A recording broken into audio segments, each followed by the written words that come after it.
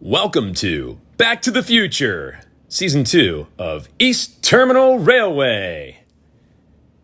Season 1 began with Brian down on his hands and knees, sawing the first sapling from between the rails. The real question was, and still is, can a father and son team that gets along fairly well most of the time buy, renovate, and operate a rail property that hasn't had any traffic or use for years? Starting the project in October, Brian and Graham knew that bad weather would be here soon and bring the rehab of the railroad to a halt. Before the cold, the line was mostly cleared. Then came the next issue, drainage. Winter did come and rehab stopped, but there were auctions to attend and the much-needed bulldozer found and carted home.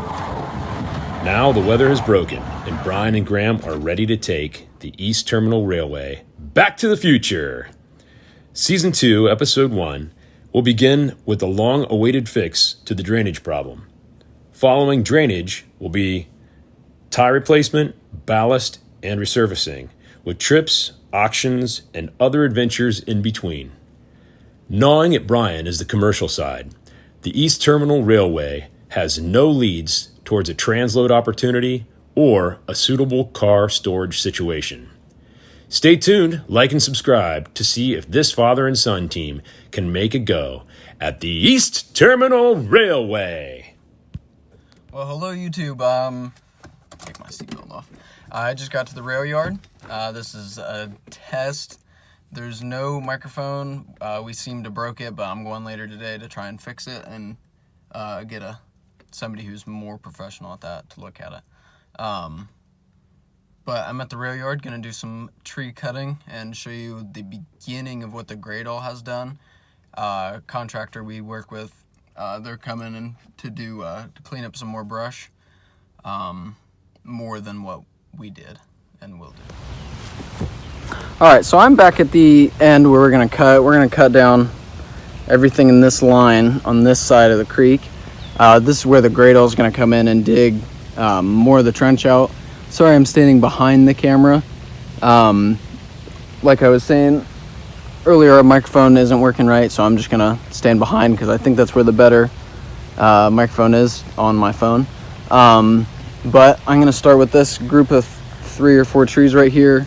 As you can see over there on the rail cart, all the way to the left of the screen. I just have the battery powered right now because I want to see what it will do, and then I'll go get the gasoline chainsaw. So here we go.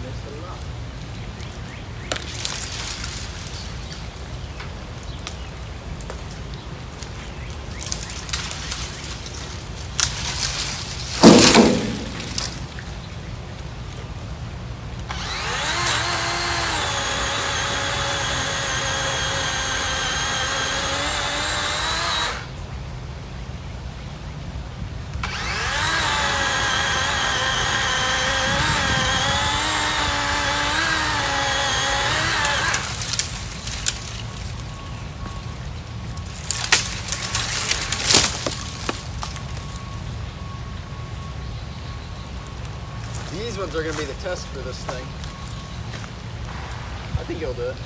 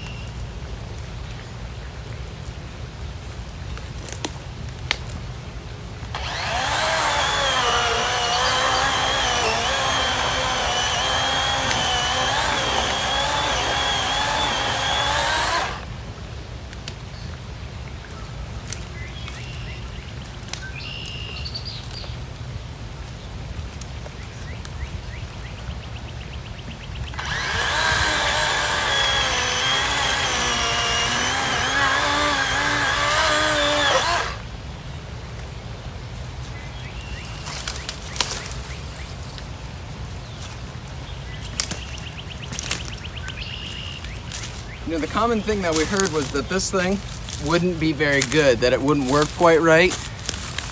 I just cut a 6-inch tree with it, and you know, it's fairly quiet. I wear just headphones anyway, but I like this thing over a gas chainsaw. Gas chainsaw can do way more, but for just little projects like this, I would go get one. We're not sponsored by DeWalt, although I'd love that.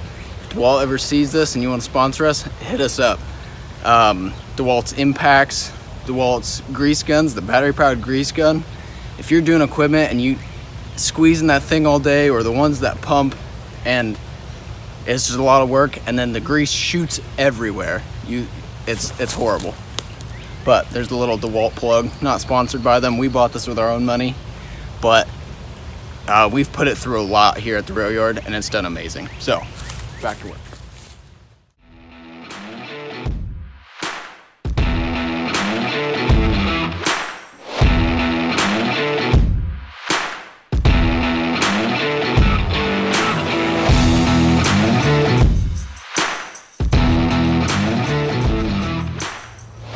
This tree is probably about 6 to 8 inches around. So we'll see if it can do it. I do have the gasoline chainsaw. If I need it, I'll probably will for ones down there. But for majority of this stuff, battery chainsaw.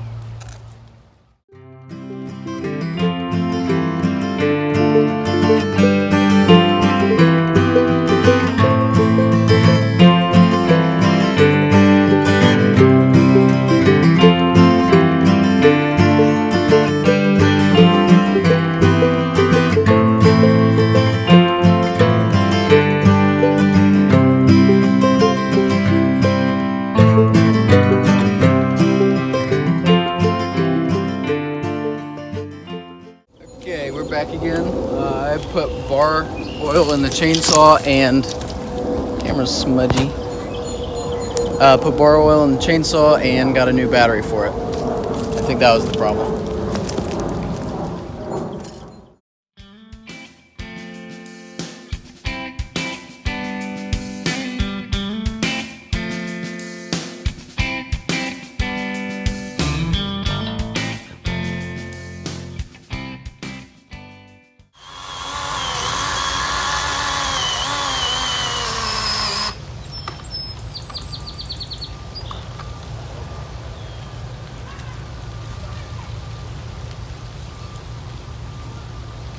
Well, I got the chainsaw stuck.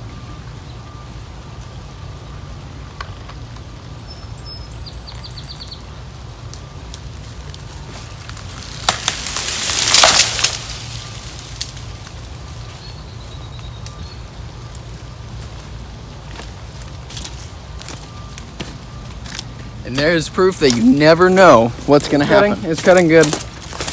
And then the chainsaw got stuck. And now it's got a tree on top of it.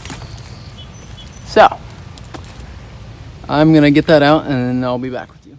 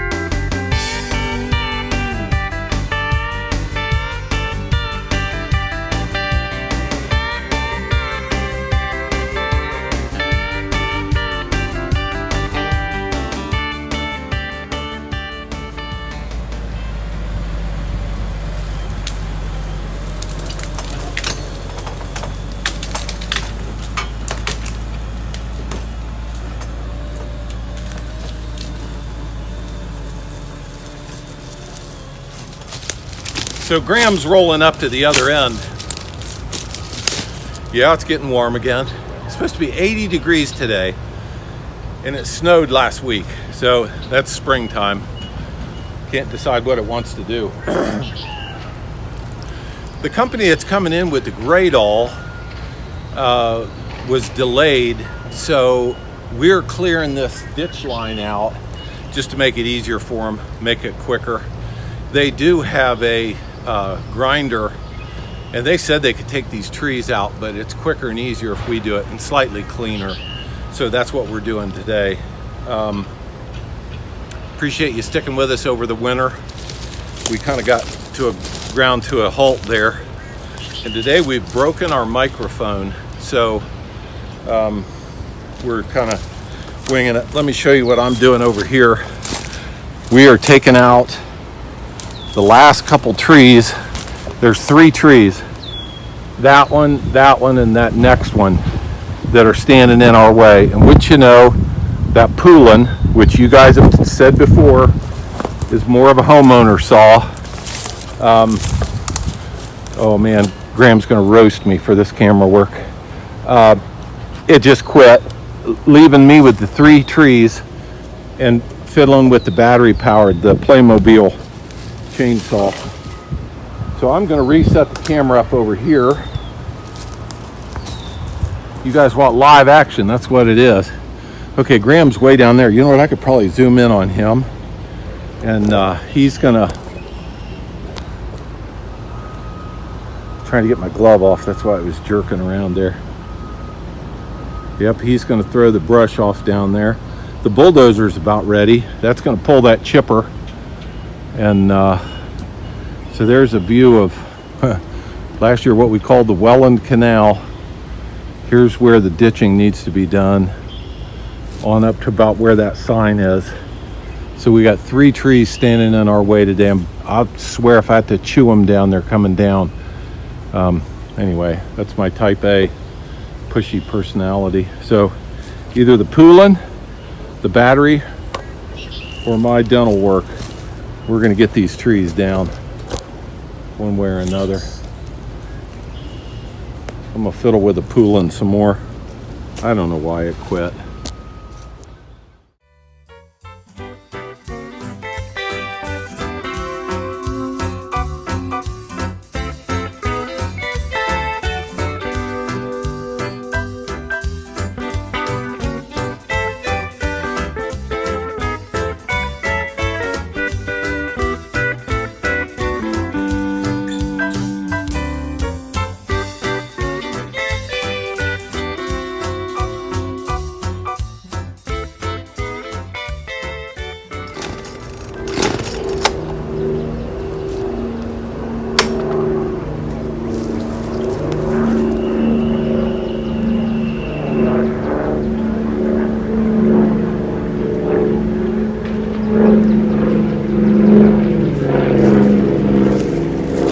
Aviation guys, I believe that was a King Air, maybe a Queen Air. A Queen Air is piston.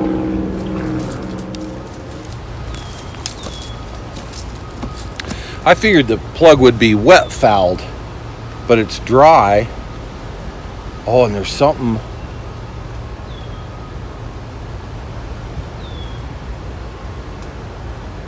There's actually something in the spark plug tip.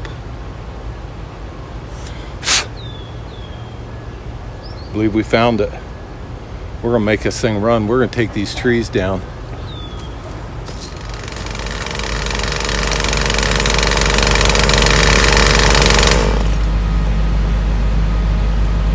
So the stupid Poulin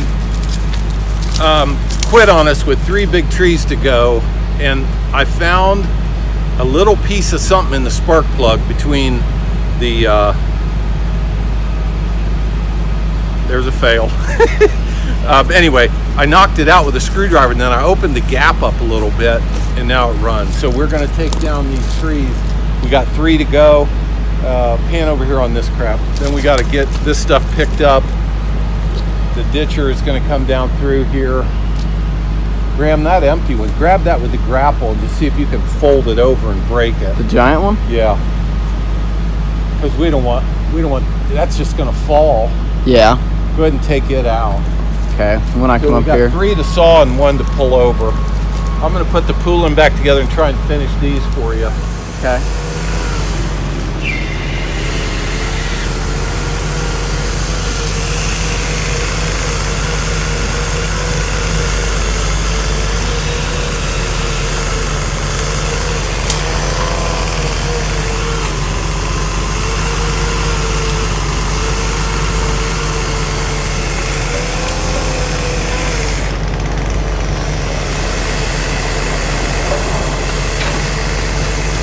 Get on this side of it.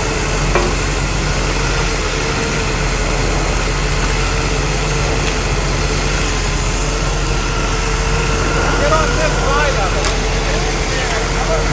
Now come down and over.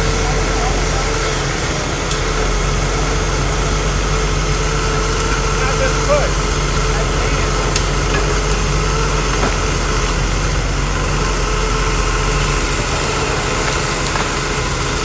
Okay, hold.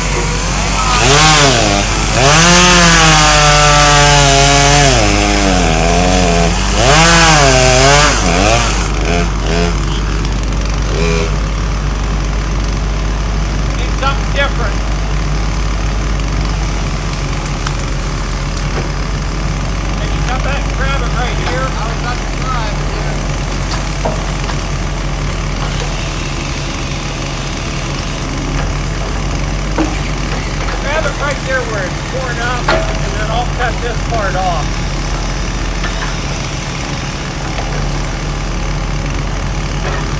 Okay, pick up a little bit. Keep going.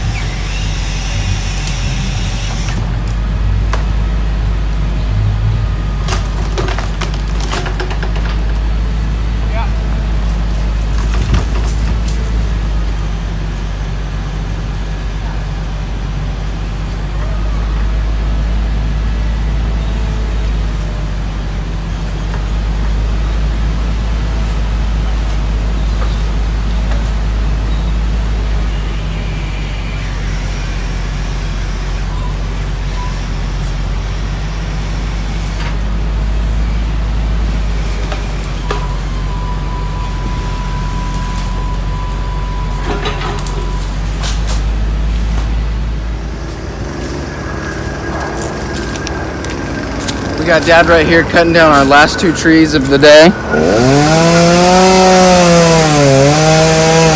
I guess they're not really trees.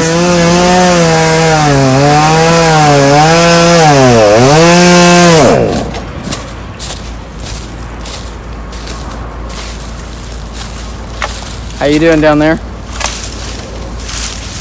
Working hard. This is that same ditch we were working in about Yeah, 6 months ago. Right there where you said, I'm in a ditch. Yeah, I'm in a ditch. I don't know if this saw is going to finish, but you know what? If it won't start, go get me the battery. Where's the battery?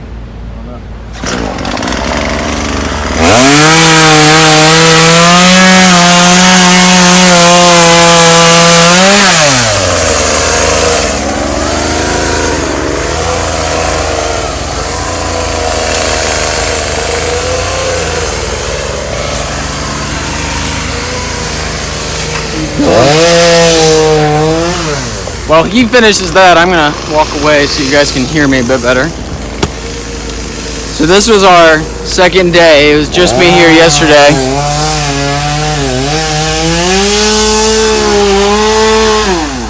Until Dad came. We went and got our microphone looked at. They said it was probably the receiver was bad, so we're gonna order a new one of those and get it sent to us. I'm gonna be back here tomorrow, possibly with a different guy, and we're gonna clean the rest of this up.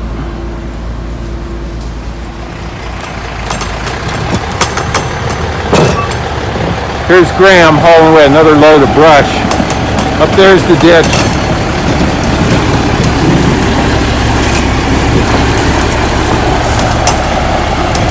Fixing the drainage problem.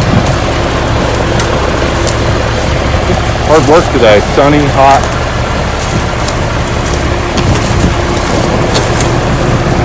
Good example of how high rail on the truck works. Oh, by the way, the stone there below the trees is for lining the ditch on the curve. Keep the water in the ditch. I've got to go get the leaf rake. Now this is another area where we're going to be working soon. This is what we call the 700 lead. And I love to store some cars here. There's some yard tools I have hidden. And I should have a leaf rake. But yeah, there it is. See that? Look how well I hid that. Oh, and it's broken. Oh, it'll work on a flower bed. Mrs. East Terminal's got some honeydew list for me. So anyway, this is the 700 lead. We're going to take the brush cutter down through here. We did most of this with a trimmer. I know one of you guys recommended that little stump puller just to pull these little sproutlings out. But there's where we're working. Gentlemen, I've got to get back on car storage.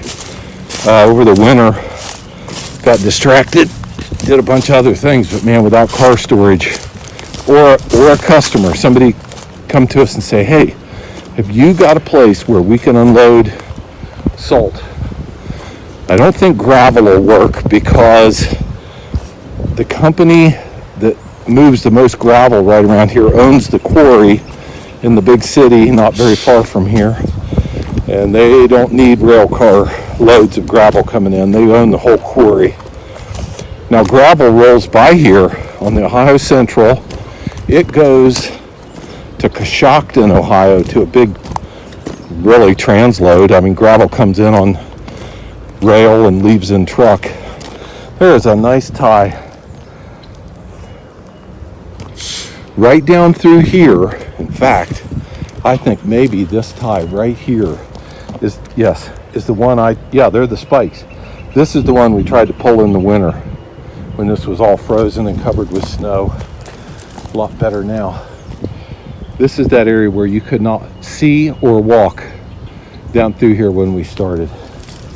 So the East Terminal Railway is coming to life like spring, like Easter, up from the dead to bring new life.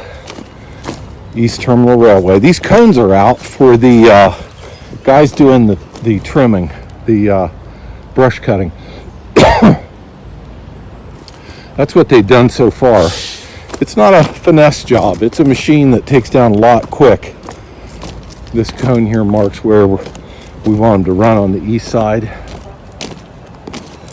So there's a hose. That's part of the problem maybe they had with the cutter. So that's probably all for today. We've got to go do some other things. Thanks for tuning in. Thanks for supporting us. Thanks for staying with us over the winter. We'll be back. Soon we'll be pulling ties and driving spikes, and you guys can just get all excited about that.